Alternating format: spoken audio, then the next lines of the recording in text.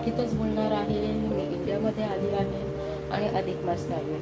तर आज अधिक मास निमित्त माझं आणि माझ्या मुलाचं माझ्या माहेरच्यांनी जे अधिक मासचं वाण दिलं जातं, कौतुक केलं जातं, ते केलं आहे. तो सोहळा पार पाडले. पण एक सरप्राईज आहे. आता माझे वडील तर नाही आहेत, पण माझी आई आहे. तर मला नेहमी कळायचं की सगळेजण, मी इंस्टाग्रामला बघत होते रील, की सगळेजण आपल्या आईची ओटी भरतात, तिचंही मान सन्मान करतात, आईची ओटी भरतात.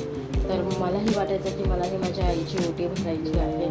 पण मी एकदा ना एक रील बघितली, एका मुलीने ना तिच्या विधवा आईची ओटी भरली आणि तिने जे सांगितलं ते माझ्या मनाला पडलं. आणि तो व्हिडिओ बघितल्यानंतर मला वाटलं खरंच आपण ही प्रथा बदलायला पाहिजे, ही प्रथा आपणच काढली आहे. म्हणून तो व्हिडिओ बघितल्यानंतर मलाही जरा एन्करेज झाली मी आणि म्हटलं की नाही, मीही यावर्षी माझ्या आईची ओटी भरणार. आता मी माझ्या आईची ओटी भरणार आहे अधिक मासची. पण तिला नाही माहिती आहे, हे सरप्राईज आहे, तिला अजिबात माहीत नाही आहे काहीच. तर आईला पुढे बसवलं आहे मी आणि आईचीच. आणि मला सासूबाई आहेत, माझ्या सासूबाईंना पण 2 मुलंच आहे, मुली नाही आहे. तर त्यांची ओटी कोण भरणार, म्हणून मी त्यांची पण ओटी भरणार आहे. हा सण फक्त एका सौभाग्याचा नाही, एका स्त्रीचा सण आहे. तर आपण हा सण अधिक मास हा फक्त एका भाच्याचा किंवा एखाद्या सौभाग्यवती स्त्रीचा म्हणून आहे, ते फक्त स्त्रीचा म्हणून आपण साजरा करूया. तर मग मी आज माझ्या आईची, माझे वडील नाही आहेत, नवरा नसल्या आईची मी आज ओटी भरणार आहे. तर हे माझ्यासाठी खूप मोठं सौभाग्य आहे. आणि एक सून म्हणून सुद्धा मी माझ्या सासूची ओटी भरणार आहे, ते सुद्धा माझ्यासाठी एक मोठं सौभाग्य आहे.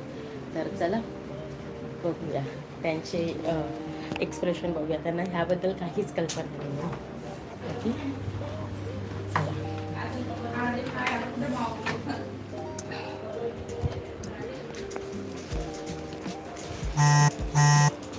आता मी हे असं सगळं ना ओटीचं सामान करून ठेवलं आहे. हे बघा, हे एक सासूची आहे आणि एक आईची आहे.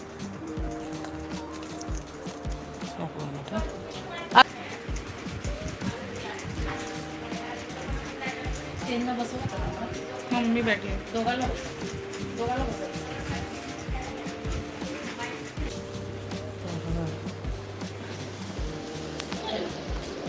हे पण हे असे सगळं डेकोरेशन मी केलेलं आहे.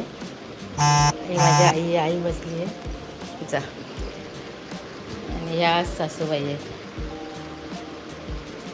त्यांना मुलगी नाही, मीच त्यांची मुलगी आहे.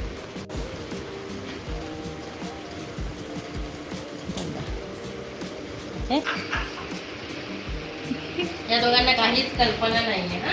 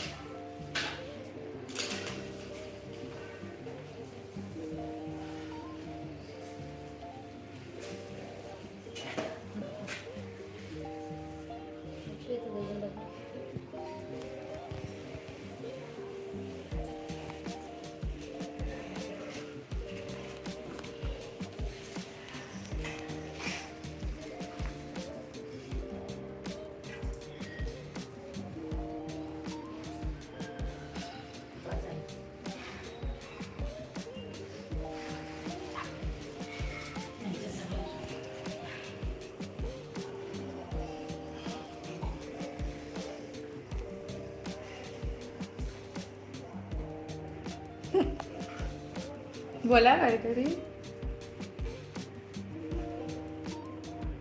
आज मला खूप आनंद होत आहे. मुलगी आली घरी, पूर्ण घर बदलं गेलं, नातू आला आमचा. आणि आज तिच्या या आग्रहाखातर आज आईची ओटी भरली जाते, ती मला फार खुशी आहे आणि आनंद वाटतो मला. आज माझी पण ओटी भरली जाते.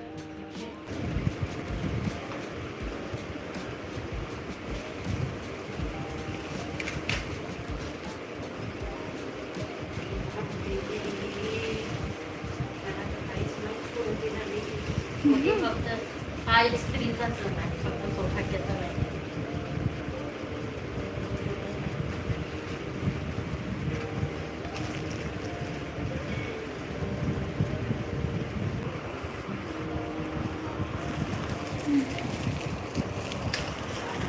हे माझ्या सासूबाईंची होती बर्थडे.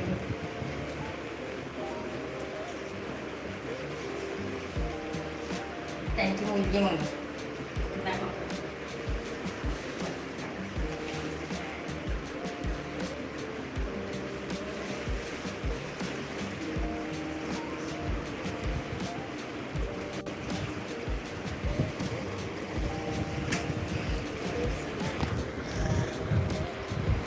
कसं वाटतंय? कसं वाटलं सरप्राईज? खूपच हे तर मी कधी माहिती नाही, कल्पना पण केली नाही की आज अशा पद्धतीने माझी रोटी बनवली जाणार. खूप मोठं सरप्राईज दिलं खरंच. ही माझी आई आहे. कोणी सांगितलं की नवरा नसला तर त्यांचं कोणताच हक्क नाही आहे. सगळ्यांचा सगळा हक्क असतो. हा एका स्त्रीचा सन्मान आहे आणि एका स्त्रीचा सण आहे, म्हणून तो आपण सेलिब्रेट करायला पाहिजे. आणि ह्या माझ्या सासूबाई आहे. यांना दोघं मुलं आहेत, मुलगी नाही आहे. म्हणून असं थोडी आहे की त्यांचाही सण होणार नाही. सून पण तर एक मुलगी बनवू शकते ना.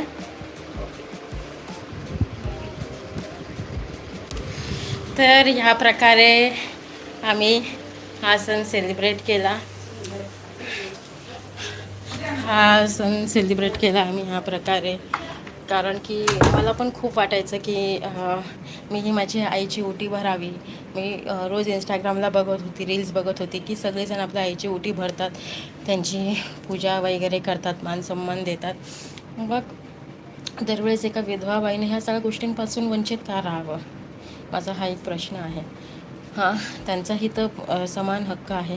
जर एखाद्या माणसाची बायको मेल्यानंतर जर त्याच्यावर कोणते बंधन नाही, तर एका बाईचा नवरा मेल्यानंतर तिच्यावर काय हे सगळे बंधन येतात? हे सगळे माझ्या तुमच्यासारख्या लोकांनी बनवलेले नियम आहेत. हे सगळे आणि ही प्रथा खूप जुनी प्रथा आहे. जर आपण सती प्रथा आपण बंद करू शकतो, तर ही तर काहीच नाही ना. ही प्रथाही आपण बंद करायला हवी.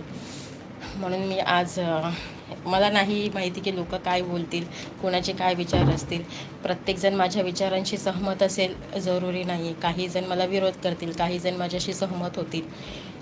पण मला आज आनंद झाला आहे. मला नाही फरक पडत की माझे नातेवाईक किंवा कोणीही काही बोलत असतील. माझ्यासाठी माझ्या आईची खुशी आहे, माझ्या सासूची खुशी प्रथम आहे, आणि त्यांच्यासाठी मी हा सण साजरा केला. आणि माझं सौभाग्य आहे की मी ह्या वेळेस ह्या अधिक मासमध्ये इथं आहे. नाही तर मी पॅरिसला असते, आणि जर मी तिथं राहिले असते तर कदाचित मला हा क्षण त्यांच्यासोबत घालवता आला नसतं किंवा हा साजरा करता आला नसता. तर मी नशिबाने की ह्या वेळेस मी इथं आहे. पॅरिसहून मी इकडं आली. मी तर माझ्या मुलाच्या बड्डे करण्यासाठी आली होती की फॅमिलीसोबत त्याचा एकतरी वाढदिवस व्हावा, त्यासाठी मी इथं आलेली.